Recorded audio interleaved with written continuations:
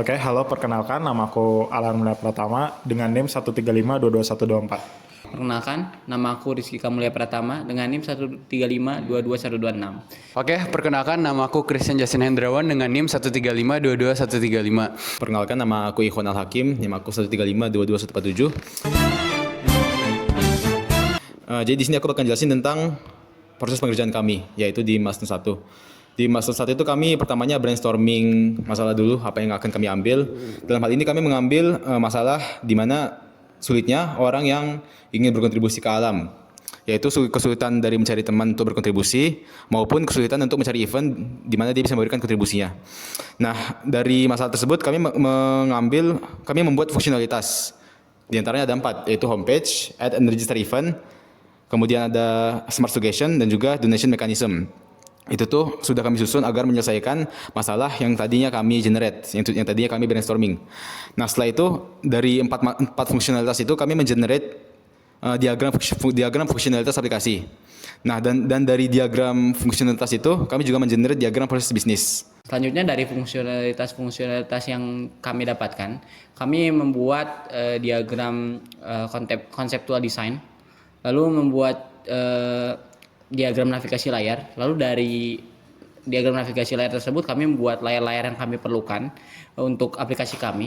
Lalu setelah itu kami membuat low fidelity design dari setiap layar yang kami perlukan berdasarkan fungsionalitas sebelumnya, dan juga menentukan apa yang bisa user lakukan di setiap layar yang kami generate.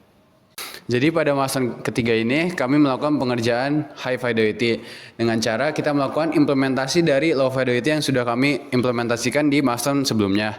Dengan cara kami melakukan desain di aplikasi Figma.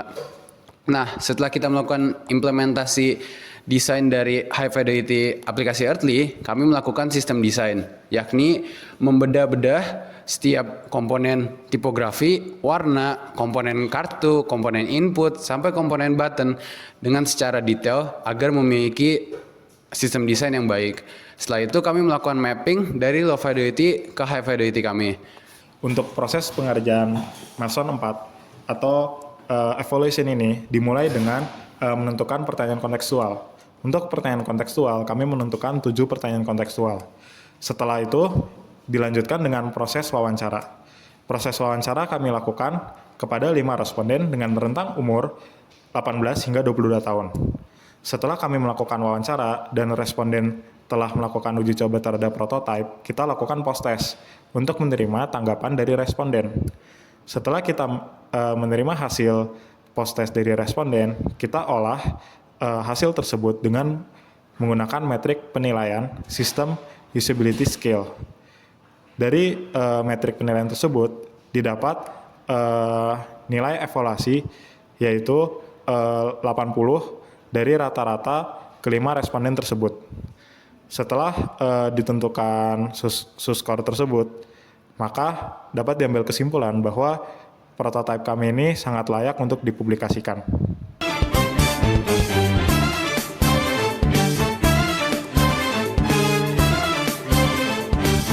Oke, jadi saya akan menjelaskan mengenai hasil yang telah saya buat. Saya membuat fungsionalitas homepage. Nah, tujuan dari fungsionalitas ini adalah agar pengguna dapat mengakses fitur-fitur yang terdapat pada aplikasi kami dengan mudah dan efektif.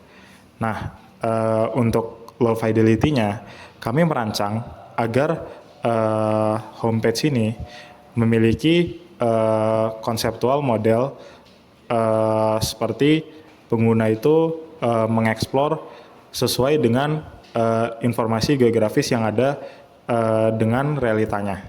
Nah, terus untuk tipe interaksinya itu saya memilih tipe interaksi instructing dan juga exploring. Nah, selanjutnya lanjut ke high fidelity. Nah, untuk high fidelity akhirnya saya memutuskan untuk mengubah homepage menjadi 2 page, yaitu ada homepage yang berisi kumpulan fitur-fitur yang ada dan juga menjadi peta interaktif. Nah, peta interaktif ini untuk tipe interaksi exploring dan juga homepage ini untuk tipe interaksi instructing. Nah, tantangan yang saya miliki dalam membuat hasil ini adalah saat versi pertama yang saya buat di Low Fidelity itu memiliki kekurangan bahwa user kurang memiliki kebebasan dalam mengakses fitur-fitur yang ada, dan itu sangat jauh dari tujuan yang telah saya tetapkan sebelumnya, di mana memberikan kemudahan bagi pengguna untuk mengakses fitur-fitur yang ada pada aplikasi. Untuk fungsionalitas donasi sendiri, berdasarkan fungsionalitas yang diambil dari milestone sebelumnya, milestone 1 tentunya, ada beberapa tujuan dari fungsionalitas ini. Yang pertama, fungsionalitas ini adalah bertujuan untuk memberikan ruang atau tempat kepada user yang memang tidak memiliki waktu untuk melakukan donasi atau terpisah oleh jarak, sehingga mampu berkontribusi terhadap event alam. Nah, bagaimana cara kami mengembangkan fungsionalitas donasi ini? Yang pertama, kami tentunya melakukan riset seperti apa fungsionalitas donasi yang memang baik untuk user. Kami menyimpulkan bahwa fungsionalitas yang baik adalah kami menyimpulkan bahwa fungsionalitas donasi yang baik adalah donasi yang membuat user terdorong untuk melakukan donasi dan juga mengengage mata dari user.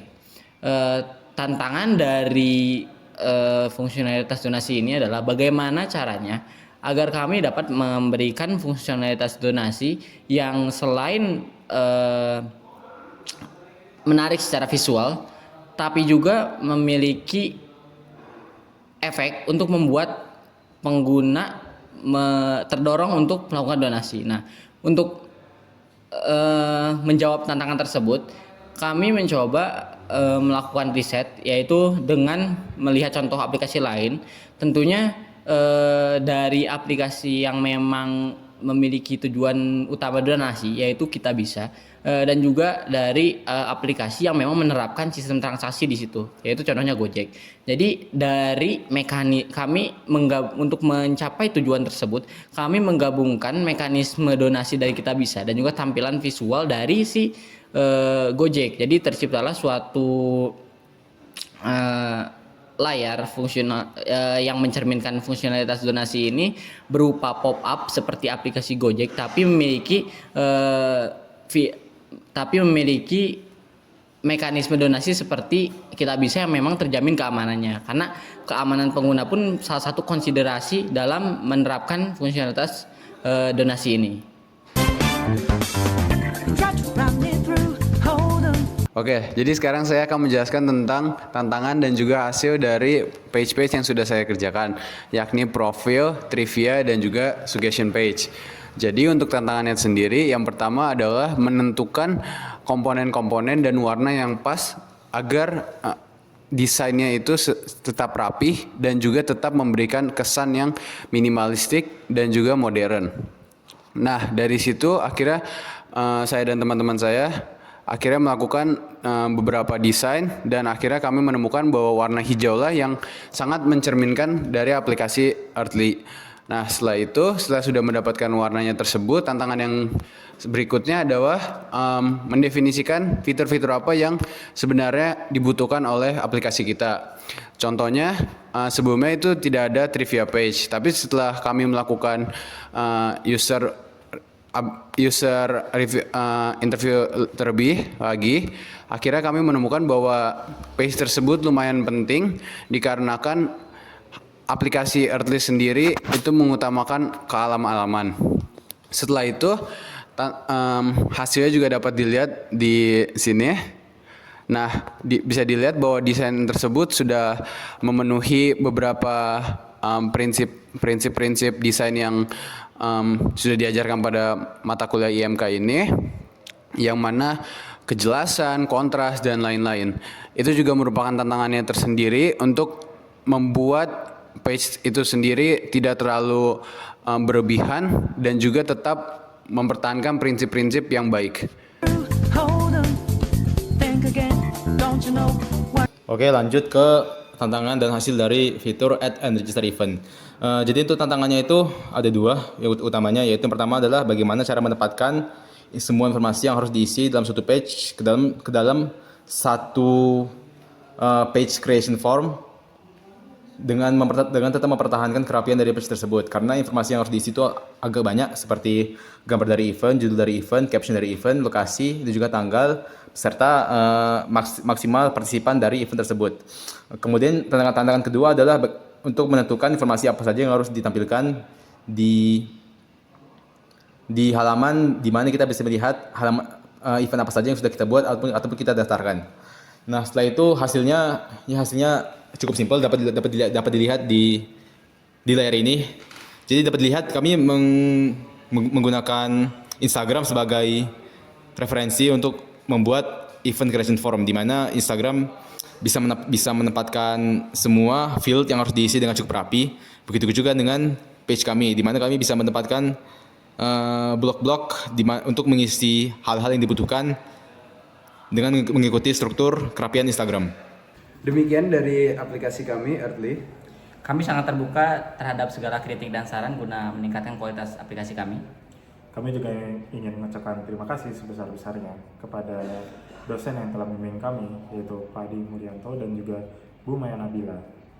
Dan dengan ini kami kelompok 7 IMK kami undur diri dan sampai jumpa di kesempatan selanjutnya. Terima kasih. Terima kasih. Terima kasih. Someday